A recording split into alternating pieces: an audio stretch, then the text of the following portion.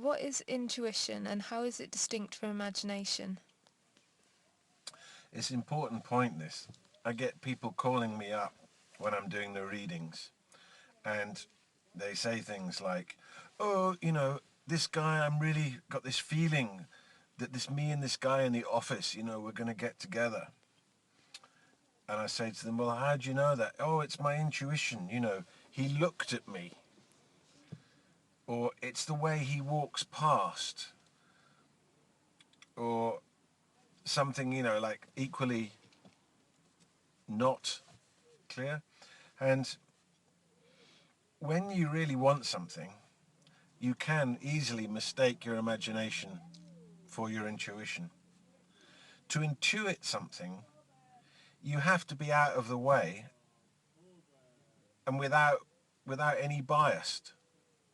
And to intuit something, you have to be able to see what is written on the wall of this now. And the fact of the matter is, even very intuitive people know that most of it's luck. You just happen to choose the right one. It's also a lot to do with remembering gathering information on a certain level about how life unfolds. So there's so much of life is archetypal, stereotypical, repeating itself in different formats. Like Shakespeare said, there's only whatever it was, 64 different dramas that anybody's in at any one time.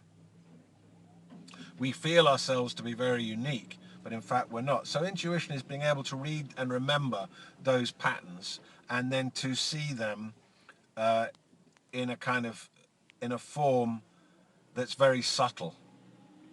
So you kind of intuit something, um, not necessarily in a mental way, but there is sometimes a mental aspect of it where it's almost like you race through data at a colossal speed, and it kind of comes up with a computation that may or may not be right, and you can get good at it. Imagination, on the other hand, is where you project your vision of how you'd like it to be onto a situation. And this is very different. And, you know, people do make that mistake and it causes them suffering and it makes them look foolish. Because, like this girl in the office, she clearly, this guy didn't really even know her, hadn't even seen her. But she developed a whole fantasy in her imagination about him and what was supposed to be happening between them. Then she'd become obsessed by it. And now it was 2 years later. Everybody in the office knew about it. And people were laughing at her. And, again, clearly mistaking intuition for imagination.